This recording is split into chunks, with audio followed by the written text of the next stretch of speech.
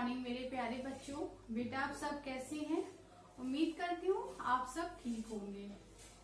Class second बेटा, आज हम लोगों का हिंदी साहित्य है, जिसमें हम लोगों ने पाठ 14 पढ़ा था, भारत के राष्ट्रीय प्रतीक। ओके, भारत के राष्ट्रीय प्रतीक हम लोगों ने इस चैप्टर को पढ़ा था और इसका कठिन शब्द और इसका शब्दार्थ किया था। आज हम लोग इसी का क्या करेंगे, नेक्स्ट एक्सरसाइज, जिसमें आपका पहला क्या है, सही शब्द लिखकर खाली स्थान भरे। आपको विकल्प दिया गया होगा और आपको सही स्थान में क्या, खाली स्थान में आपको सही शब्द भर के वाक्य को पूरा करना है। ओके, जैसे कि मैंने आपको बताया है कि राष्ट्रीय गीत हमारा क्या है, वंदे मातरम। ओके, वंदे मातरम हमारा राष्ट्रीय गीत है और राष्ट्रगान क्या है, जनगण मन। ओके, तो यहाँ पर क्या लिखा है, राष्ट्रीय गीत लिखा है जो इनकम्प्लीट है। इसे हमें क्या करना है, पूरा करना है, कंप्लीट करना है। इसमें आपको विकल्प दिए गए हैं, ऑप्शन दिए गए हैं, 4 विकल्प हैं आपके। देखिए, पहले तो आप लोग अपनी हिंदी साहित्य की कॉपी निकालिए, दिनांक डालिए और उसमें लिखिए भारत के राष्ट्रीय प्रतीक, पाठ 14 भारत के राष्ट्रीय प्रतीक, जिसमें हेडिंग है सही शब्द लिखकर खाली स्थान में खाली स्थान भरे। सही शब्द लिखकर आपको खाली स्थान भरना है, जिसमें देखिए आपको विकल्प दिया गया है क्या, सुजलाम, श्यामलाम, मातरम, शीतलाम। ओके, ये 4 आपको विकल्प दिया गया है और ये आपको पूरा करना है। जैसे वंदे, तो यहाँ हम क्या करेंगे, मातरम, तो यहाँ हम क्या लिखेंगे, मातरम, मातरम। आपको विकल्प में से ही भरना है, वंदे मातरम। यहाँ पर लिखा है सुफलाम, तो सुफलाम के पहले हम क्या लिखते हैं, सुजलाम, सुफलाम, तो यहाँ हम लिखेंगे सुजलाम, सुजलाम, सुफलाम। फिर नेक्स्ट है आपका मलयज, यहाँ हम क्या लिखेंगे, शीतलाम, तो यहाँ हम लिखेंगे मलयज, शीतलाम। फिर शस्यश्याम, मातरम, तो यहाँ हम क्या लिखेंगे, शस्यश्याम, यहाँ पर लिखेंगे श्यामलाम। ये देखिए लिखा है ना, श्यामलाम, मातरम। ओके, तो कविता को हम लोग फिर से पूरा पढ़ेंगे, रिक्त स्थान भरने के बाद इसे हम फिर से पढ़ेंगे। चलिए देखते हैं कैसे पढ़ेंगे। वंदे मातरम, सुजलाम, सुफलाम, मलयज शीतलाम, शस्य श्यामलाम, मातरम। ओके, फिर से देखिए, वंदे मातरम, सुजलाम, सुफलाम, मलयज शीतलाम, शस्य श्यामलाम, मातरम। ओके, फिर देखिए नेक्स्ट एक्सरसाइज आपको क्या है, सही प्रतीक पर टिक लगाएं। यहाँ पर आपको राष्ट्रीय जो भी नाम दिया गया होगा आपको वो लिखना है और आपको राष्ट्रीय प्रतीक दिया गया है, आपको सही विकल्प पर क्या करना है, टिक लगाना है। चलिए सबसे पहले हम प्रश्न उतारते हैं। यहाँ पर पहले लिखेंगे पशु। पशु हमारा राष्ट्रीय क्या है, आपको इसका 2 प्रतीक दिया गया है, सही प्रतीक पे आपको टिक लगाना है। पहला प्रतीक है आपका सिंह और दूसरा विकल्प है बाघ। आपको सही विकल्प पे टिक करना है। फिर है दूसरा है आपका पक्षी। राष्ट्रीय पक्षी आपका क्या क्या है, जिसमें आपको दिया गया है मोर और हंस, मोर और हंस। फिर है फूल। राष्ट्रीय फूल कौन सा है, ऑप्शन है आपका गुलाब, विकल्प में आपको गुलाब दिया गया है और कमल। सही विकल्प पर आपको टिक करना है, कमल। फल, फल कौन सा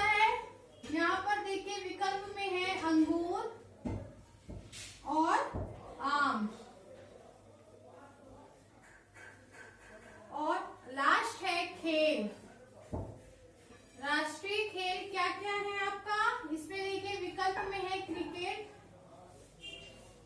क्रिकेट और हॉकी। अब आपको जो विकल्प सही है उसके सामने आपको क्या करना है, टिक करना है। जैसे राष्ट्रीय, यहाँ पर पशु पक्षी फल फूल इसका बताया गया है, कौन है उसका प्रतीक, आपको 2 विकल्प दिए गए हैं। जो विकल्प सही है उसके सामने आपको टिक करना है। जैसे राष्ट्रीय पशु क्या है हमारा, सिंह है या बाघ है, तो हम यहाँ पर क्या लिखेंगे, राष्ट्रीय पशु हमारा क्या है, बाघ। तो बाघ के सामने हम क्या करेंगे, टिक कर देंगे।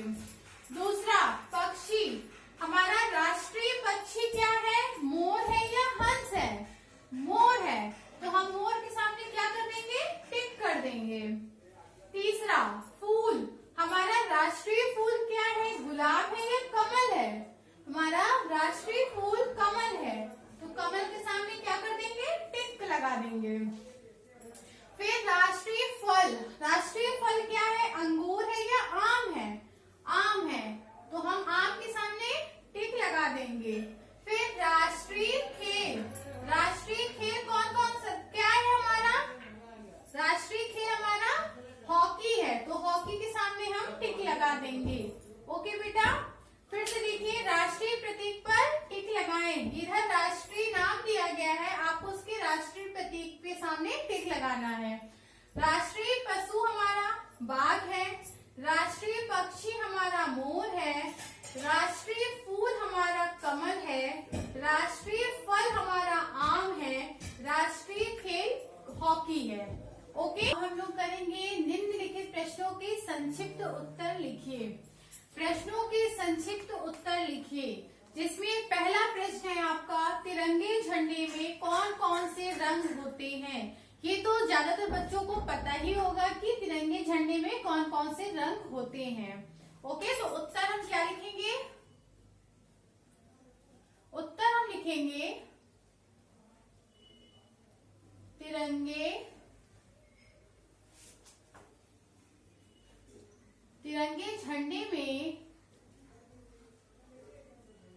तिरंगे झंडे में केसरिया, सफेद और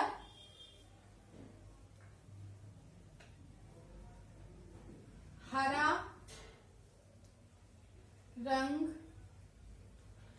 रंग होता है। तिरंगे झंडे में केसरिया, सफेद और हरा रंग होता है। प्रश्न आपका खा है, राष्ट्रीय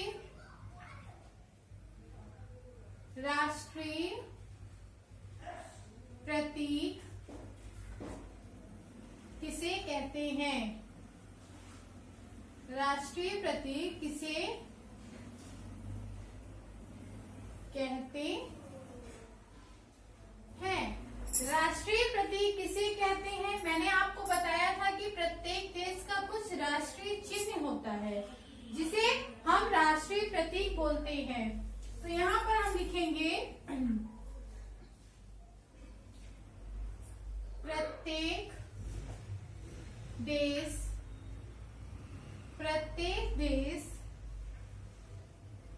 अपने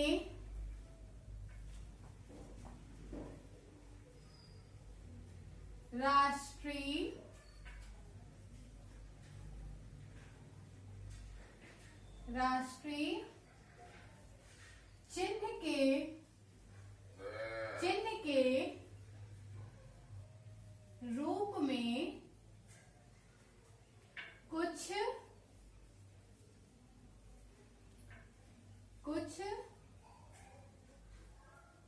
चीजों को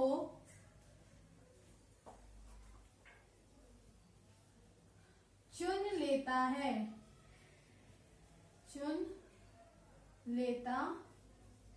या चुन लेते हैं, उन्हें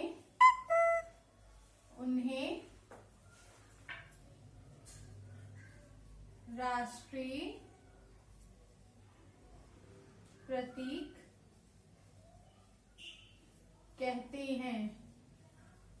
उन्हें राष्ट्रीय प्रतीक कहते हैं। प्रश्न ग है आपका, हमारा राष्ट्रीय खेल कौन सा है? तो यहां लिखिए आप, हमारा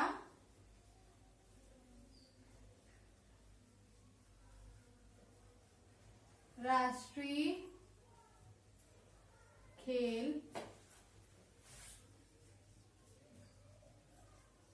कौन सा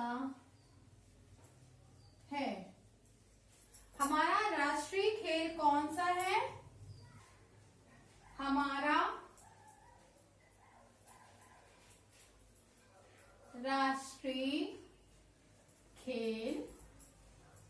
राष्ट्रीय खेल, हॉकी है। ओके बेटा, हमारा राष्ट्रीय खेल क्या है? हॉकी। फिर से हम आपको बता दें, प्रश्नों की संक्षिप्त उत्तर लिखिए, जिसमें पहला प्रश्न है आपका, तिरंगे झंडे में कौन कौन से रंग होते हैं? मैंने आपको उत्तर लिखाया, तिरंगे झंडे में केसरिया, सफेद और हरा रंग होता है। प्रश्न गा, राष्ट्रीय प्रतीक किसे कहते हैं? मैंने उत्तर लिखा है आपको, प्रत्येक देश अपने राष्ट्रीय चिन्ह के रूप में कुछ चीजों को चुन लेता है, उन्हें राष्ट्रीय प्रतीक कहते हैं। प्रश्न ग है, हमारा राष्ट्रीय खेल कौन सा है? उत्तर, हमारा राष्ट्रीय खेल हॉकी है। ओके बेटा, उम्मीद करती हूँ आप लोगों को समझ में आया होगा और ये चैप्टर हम लोगों का पूरा होता है। इसमें बस आप लोगों का 1-2 एक्सरसाइज रह गई है, उसे आपको अपनी बुक में ही फिल करना है। तो इसमें आपका एक एक्सरसाइज है, पेज नंबर 104 पे आप देखिए, पेज नंबर 104 पे आपका दिया गया है समझे और लिखे। मतलब इसमें आपको समझना है और फिर लिखना है। जैसे अध्यापक, तो अध्यापक का सामने क्या लिखा है? अध्यापिका।